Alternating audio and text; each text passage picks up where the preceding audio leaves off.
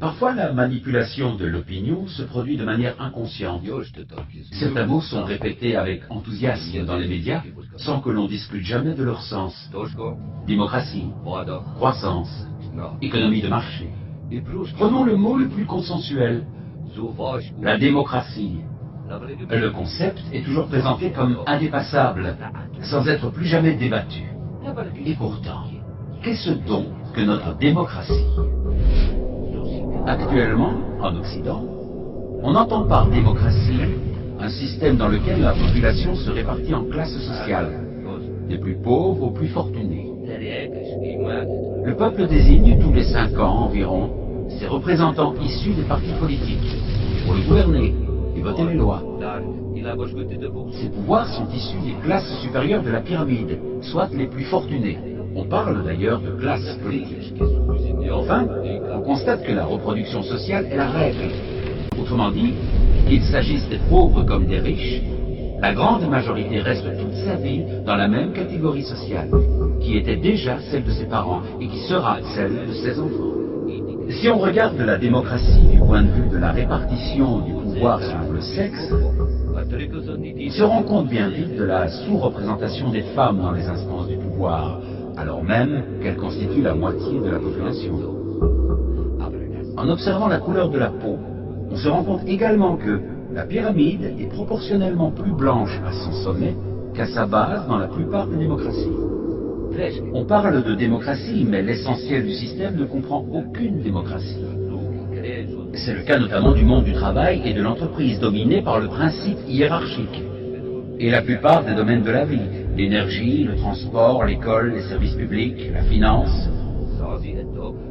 Dans le monde des médias, on observe une forte concentration des acteurs qui ont par ailleurs d'autres intérêts. Les armes, les avions, le luxe, le bâtiment, les télécommunications. La plupart des journalistes qui font l'opinion vivent dans les classes aisées et l'on peut penser qu'ils auront tendance à défendre, même inconsciemment, les intérêts de leur catégorie d'appartenance. D'autre part, notre système économique favorise l'accumulation des richesses chez ceux qui en possèdent le plus. Il se trouve que ce sont les plus riches qui prêtent aux États et qui perçoivent les intérêts de la dette publique. Aujourd'hui, les plans de rigueur qui réduisent les salaires et la protection sociale reviennent donc à faire financer par les plus pauvres la dette détenue par les plus riches. Si on élargit la perspective, on se rend compte qu'une idéologie politique et économique est imposée aux populations par des lobbies financiers, industriels, qui ne font que défendre leurs intérêts en dehors de tout processus démocratique. Nombre d'entre eux ont d'ailleurs des budgets nettement supérieurs à ceux de la majorité des États. Ils influencent les décisions politiques, les lois, et parfois même financent des partis politiques. Conséquence, rigueur, chômage et misère pour les uns, richesse en pleine explosion pour les autres. Preuve en est, l'endettement de tous les États du monde est égal aux actifs de seulement 10 banques. Est-ce bien à cette réalité que fait référence la démocratie, ce système tant vanté dans les médias? N'y a-t-il pas là une forme de manipulation de la population? La vraie démocratie ne reste-t-elle pas à inventer? Mon nom est Lazarus, et je vous souhaite bien le bonjour. Démocratie. Démocratie. Dans une démocratie, c'est le peuple qui est le maître. N'hésitez pas à commenter ou à partager ceci avec vos amis. Ce qu'on est en train de vivre, c'est une contre-révolution. 200 ans d'expériences multiples partout dans le monde montrent que ça ne marche pas quand on fait confiance aux élus. Je vois un État ruiné.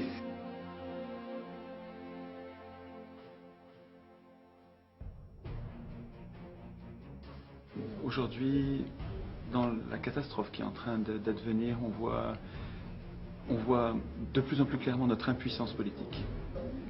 Il faut appeler un chat un chat. Si vous êtes impuissant par rapport aux décisions politiques que vous trouvez mauvaises et que vous n'arrivez pas à y faire quoi que ce soit, c'est bien que ceux qui prennent les décisions à notre place sont nos maîtres.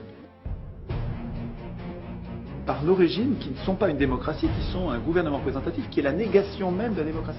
Non mais démocratie directe, c'est un pléonasme. C'est refuser d'appeler démocratie le régime actuel, qui est le même dans tous les pays du monde, qui s'appelle le gouvernement représentatif, et qui consiste à désigner des maîtres politiques pour 5 ans qui vont tout décider à notre place, qui appelle suffrage universel entre guillemets, ce qui est une parodie. Le mécanisme qui est au cœur de nos institutions est aristocratique, s'appelle l'élection. L'élection, ça consiste à choisir le meilleur aristocratique. Une constitution, c'est un texte protecteur. Ça ne sert pas à organiser les pouvoirs, ça sert à affaiblir les pouvoirs. Notre passivité nous conduit à nous désintéresser de la Constitution, à renoncer à l'écrire nous-mêmes et à la laisser écrire par, que croirez-vous, les hommes au pouvoir eux-mêmes.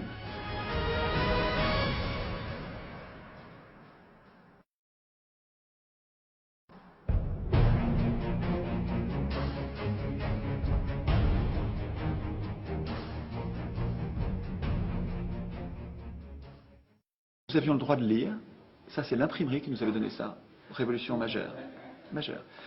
Et l'Internet nous donne quelque chose d'absolument inédit, vraiment absolument inédit, qui est le droit d'écrire, donc le droit de nous exprimer. Et c'est très important ça dans l'histoire des hommes, c'est vrai.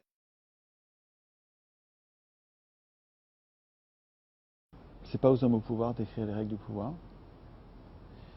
Notre impuissance politique